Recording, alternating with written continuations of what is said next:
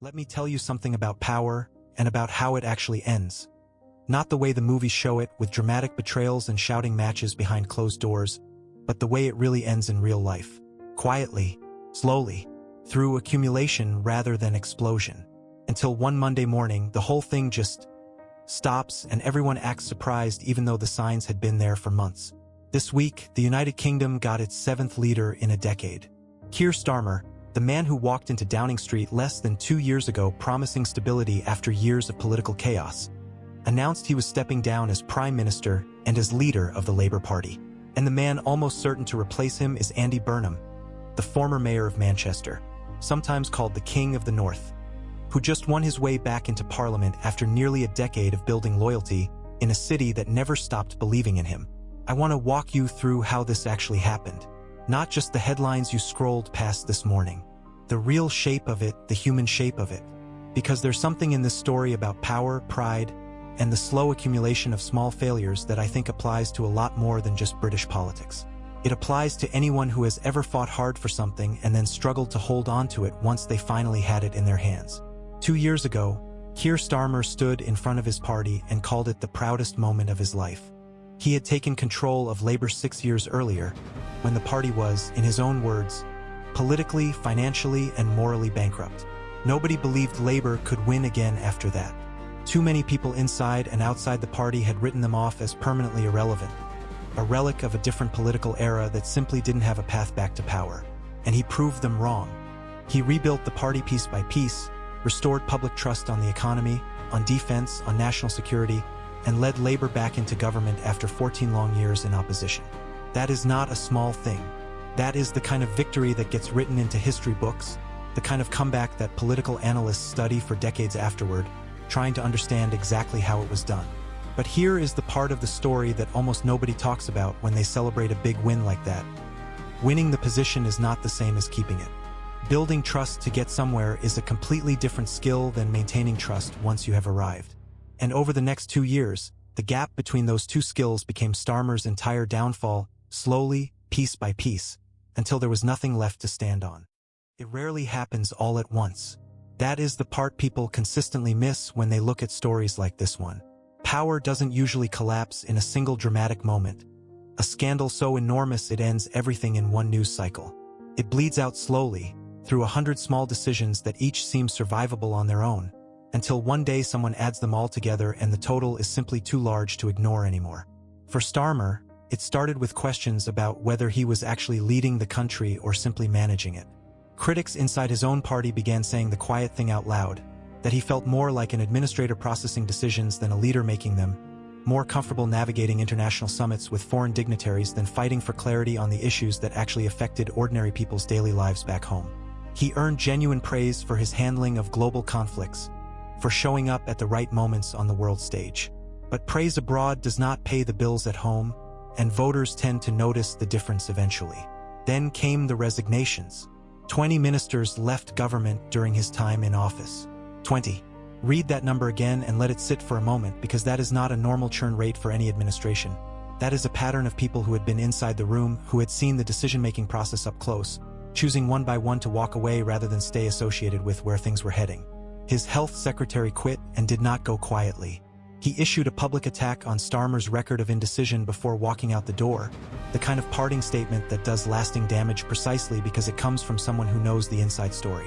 His defense secretary resigned in a dispute over military funding, accusing the prime minister directly of failing to deliver on promises he himself had made. These were not outside critics throwing stones from a safe distance. These were people who had sat across the table from him, who had watched him make decisions in real time, and who decided the association was no longer worth the cost to their own reputations. And there was the scandal that simply would not go away. Starmer's decision to appoint a senior Labour figure as ambassador to the United States, despite that man's well-documented friendship with a convicted sex offender. The kind of decision that does not need to be illegal to be deeply damaging. It just needs to make ordinary people ask a simple, devastating question. What exactly was he thinking when he made that call? Each of these things, taken completely alone, might have been survivable on its own merits. A single resignation can be explained away. A single scandal can be weathered with enough time and enough careful messaging. But together, accumulated over 2 years, they became something else entirely, a pattern that people started to recognize and could no longer unsee. And once the population starts seeing a pattern in their leaders' behavior, no amount of skillful public relations can fully erase that recognition from their minds. Meanwhile, up in Manchester, a completely different kind of political story was unfolding in parallel, one built on patience rather than crisis management. Andy Burnham had run for Labour leadership twice before this moment, once in 2010 and again in 2015, and lost both times decisively. By most conventional measures of political careers, that should have ended his national ambitions permanently. 2 failed leadership bids is usually a career death sentence in British politics. Instead, he became mayor of Manchester and spent nearly a decade quietly building something that ultimately mattered more than any single title. Genuine, durable, tested loyalty among the people he actually served day after day. People across the north of England started calling him the King of the North. And importantly, this nickname was not meant as a joke or as mockery. It became a sincere symbol of something Westminster politicians rarely manage to achieve in their careers, actually being trusted by the people they represent year after year, through good news and bad, through difficult decisions and popular ones alike. He stayed patient throughout all of this. He did not force his way back into national politics through some dramatic, desperate power grab the moment Starmer showed the first sign of weakness. He waited. He continued building his base in Manchester, continued doing the unglamorous work of local governance, and when the moment finally came, when a parliamentary seat opened up and the door back into Westminster genuinely appeared in front of him, he walked through it calmly, without panic or unnecessary drama.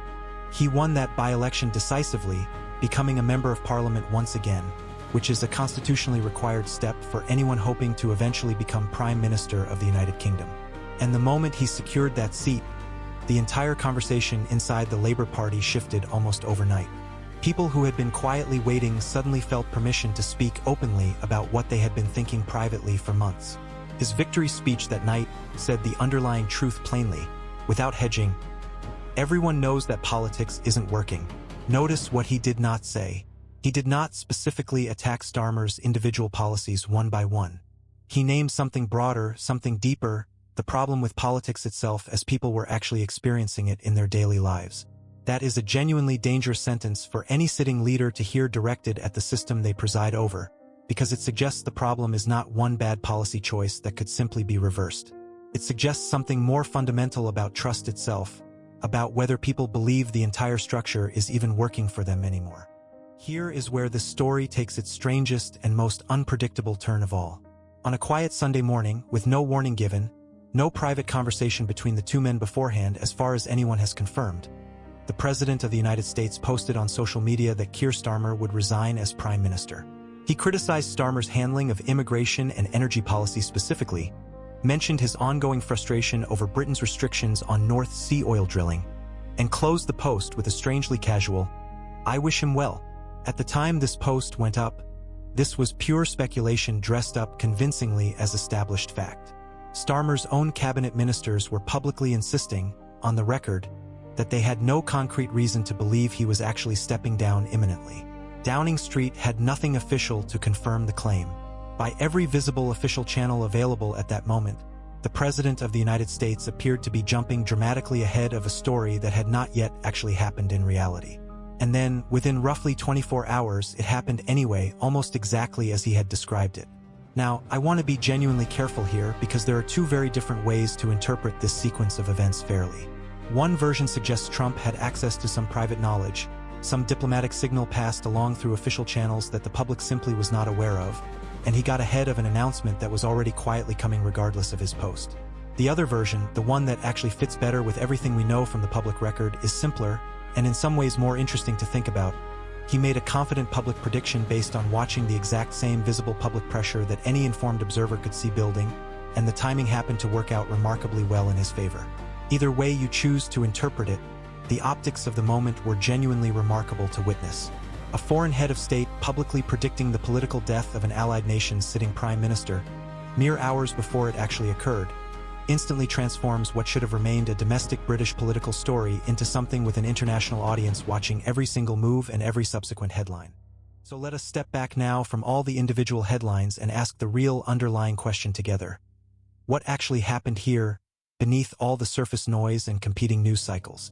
A man fought incredibly hard to gain real political power, succeeded decisively against genuinely difficult odds, and then discovered the hard way that gaining power and sustaining it over time require completely different muscles entirely. He won by proving an entire generation of doubters wrong about his party's future. He ultimately lost by failing to keep proving himself right, day after day, decision after decision, to the very same people who had originally placed their faith in him. This is not a uniquely political lesson confined to Westminster politics. It is a deeply human one that applies far beyond government. Think for a moment about anyone you have personally known who fought hard to earn a position, a promotion at work, a meaningful relationship, a hard-won reputation in their field, and then, once they finally had it secured, slowly started coasting on past achievements. They started assuming the difficult part was now safely behind them. The uncomfortable truth is almost always the exact opposite of that assumption. Getting somewhere is frequently the easier part, relatively speaking, compared to what comes after. Staying there, earning it again fresh every single day, is the real and ongoing test that never actually ends. And most people do not fail that ongoing test through one single dramatic mistake. They fail it through 1,000 small ones that nobody notices individually until they have quietly added up into something undeniable and impossible to ignore. Andy Burnham's parallel path offers the other essential half of this same lesson. He lost twice at the national level and could have simply disappeared from serious political consideration entirely, as so many twice-failed leadership candidates eventually do. Instead, he went local, built genuine trust over nearly a decade of consistent work, and patiently waited for the right moment to come to him rather than forcing it before he was actually ready. Patience, in politics just as in life more broadly, is rarely glamorous in the moment. It does not generate exciting headlines while it is actually happening day by day, but it tends to consistently outlast the people who try to skip past it towards something faster. And then there is Trump's strange role in all of this, a useful reminder that in our current era, perception now moves significantly faster than confirmed fact, and the loudest voice in any given room, even one shouting from an entirely different country, can meaningfully shape the unfolding story whether or not that voice actually has the complete picture. Watch how quickly an unconfirmed claim became reframed as Trump's prediction comes true across headlines within a single news cycle. That is not really a story about political analysis or insider knowledge. That is a story about how the modern information environment processes truth itself. Fast, loud, and very often justified only retroactively by whatever happens to occur immediately afterward. Here is what I genuinely want you to take from this entire story, beyond just the specific names and the specific headlines involved. Power, reputation, earned trust. None of these things are static assets sitting safely in a vault somewhere. They are not bank accounts you fill up once through hard work and then draw from indefinitely for the rest of your life. They are living things that require constant ongoing maintenance, constant honesty with yourself and others, constant willingness to actually listen to the people around you even when what they are telling you is deeply uncomfortable to hear. Keir Starmer accomplished something genuinely difficult during his time in politics. He rebuilt a broken party from near total collapse and led it back into government after a decade and a half spent in the political wilderness. That specific achievement is real and substantial, and it should not be completely erased from the record simply because of how this particular chapter of the story ended. But achievement and endurance are simply not the same thing, no matter how much we might wish they were. The specific skills that get you successfully through the door are not always the same skills that allow you to comfortably stay in the room once you are inside it. So whatever you happen to be building right now in your own life, a career, a meaningful relationship, a hard-won reputation with the people around you who matter, please do not make the same mistake of treating the difficult work as finished simply because you have finally arrived somewhere you were aiming for. The arrival itself is genuinely just the beginning of an entirely different kind of work, quieter than the struggle to get there, far less celebrated by the people around you. But ultimately, it is the work that actually determines whether what you built carefully over years actually lasts, or whether, on one seemingly ordinary Monday morning, it simply and quietly ends. That is the real story underneath this week's headlines. Not really about Britain specifically, not really about Donald Trump's particular social media habits. It is about what it genuinely costs to hold on to something you fought hard to gain in the first place, and what it actually takes every single day to keep it from slipping away. I will see you in the next one.